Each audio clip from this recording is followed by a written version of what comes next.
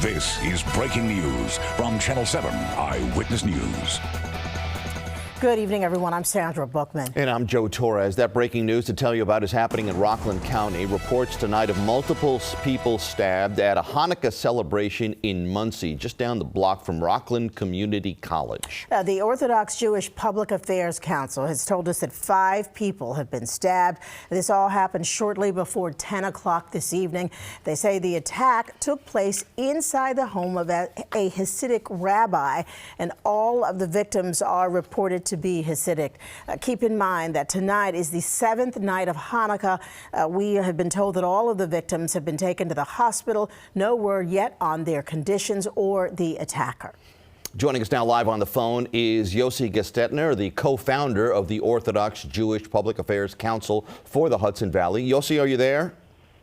Yeah, hi, good evening. Thanks for having me. Yossi, thank you so much for joining us on what seems like a tragic night. Can you update us on any of the information that we've just put out in terms of the number of people who were stabbed and the injuries?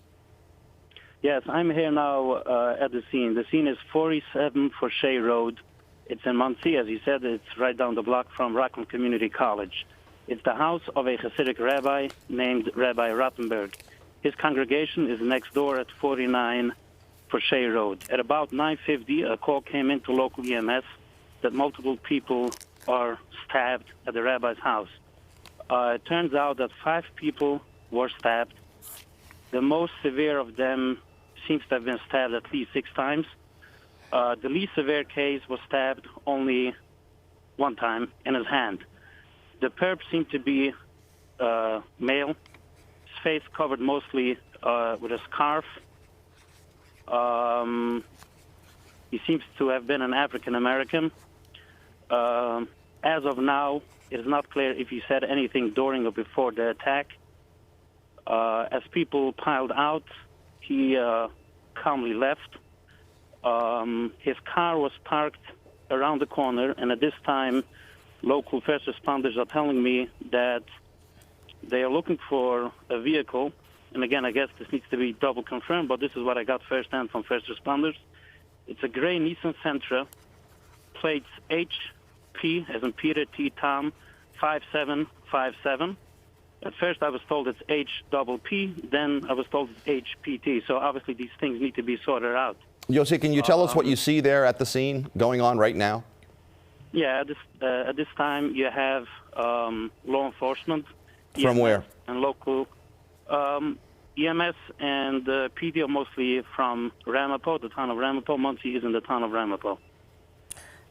And Yossi, what was the celebration going on at the rabbi's house this evening? Can you tell us about that? Yeah, as you started out, it is tonight the 7th night of Hanukkah, so the rabbi had a celebration at his house, and I'm seeing now law enforcement piling into the congregation, I guess possibly to collect security footage from the local congregation. So it was a Hanukkah event, the 7th night. This rabbi is very popular in this neighborhood of Muncie, so he has a following of Orthodox Jews, mostly Hasidic. And as I said, someone came in pretty calmly and started stabbing and left 5 people wounded. As far as you know, this person entered the building.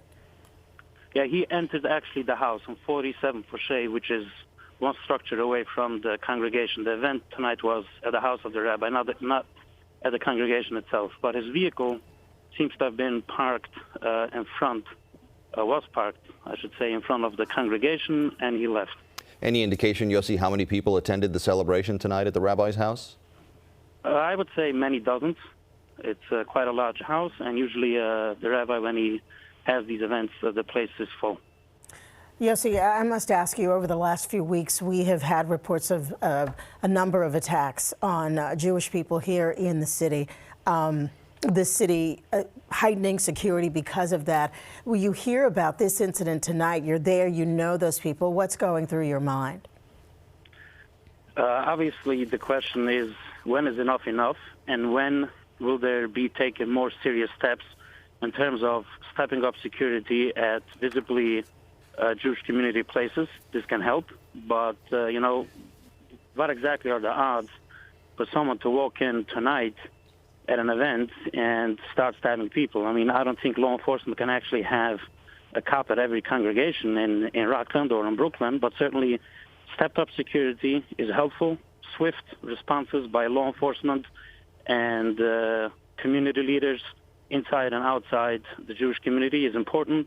I think identifying the problem for what it is, and at this point, I don't know what it is beyond saying it's anti-Semitism, would be helpful. I think it would also be helpful, especially in the city, specifically in Brooklyn, if they release a list of incidents and the consequences. As of now, all we hear is stories of another Hasidic person being beaten, another Orthodox Jew being hit in the head. We don't know of consequences yet. I mean, the latest story that we heard was someone who slapped 3 Orthodox Jewish women a couple of days ago, and she was released without bail. Possibly the charges need to be upped to make sure people should be kept behind bars. Yossi, we're looking at some live pictures that are coming in now from the scene. It seems police have things at the moment under control. I guess we're looking at the pictures of the rabbi's house. Yes, it does look like a rather sizable house right there. Yossi, can you educate us a little bit on the relationship between Monsey and the Hasidic communities in Brooklyn? Do people travel back and forth between those two locales? Yeah, absolutely. Monsey, which is in Rockland County, is about 30 miles north of New York City. Both places have large Orthodox Jewish communities, and Hasidim are a wing within Orthodox Judaism.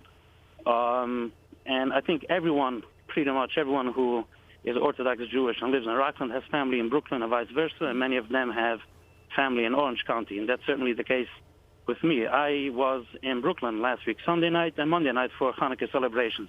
So it's certainly a community where people travel a lot and mingle a lot and meet a lot, and usually people do know victims, first-hand, second-hand, cousins, family, and so forth.